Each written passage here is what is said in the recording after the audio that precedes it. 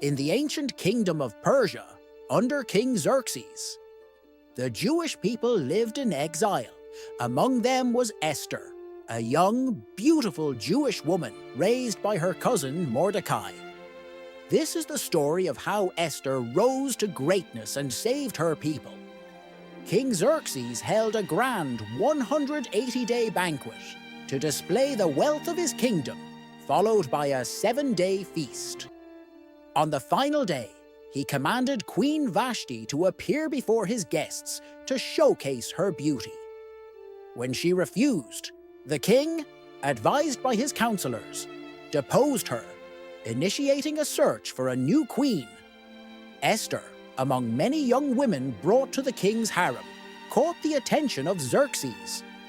Mordecai advised her to keep her Jewish heritage secret. After a year of preparation, Esther won the favor of the king and was crowned queen. One day, Mordecai overheard a plot to assassinate King Xerxes. He informed Esther, who reported it to the king, saving his life. The incident was recorded in the royal chronicles, but Mordecai received no immediate reward. Meanwhile, Haman, a high-ranking official, grew enraged when Mordecai refused to bow to him. Seeking revenge, Haman manipulated Xerxes into issuing a decree to destroy all Jews in the kingdom on a single day. The date for this massacre was decided by casting lots, known as Purim. Mordecai mourned the decree and urged Esther to intercede. Initially hesitant due to the danger of approaching the king unbidden, Esther resolved to act, saying, "If I perish, I perish." She requested a 3-day fast from the Jewish people and then approached the king. Xerxes extended his golden scepter, sparing her life, and she invited him and Haman to a banquet. At the banquet, Esther invited them to a second feast, where she would make her petition. That night, unable to sleep, Xerxes reviewed the royal chronicles and discovered Mordecai's earlier act of loyalty.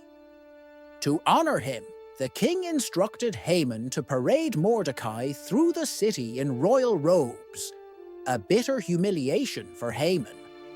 At the second banquet, Esther revealed her Jewish identity and exposed Haman's plot. Furious, Xerxes ordered Haman to be executed on the pole he had prepared for Mordecai. The king then gave Haman's estate to Esther and appointed Mordecai to a position of high authority. At Esther's request, Xerxes issued a new decree, allowing the Jews to defend themselves.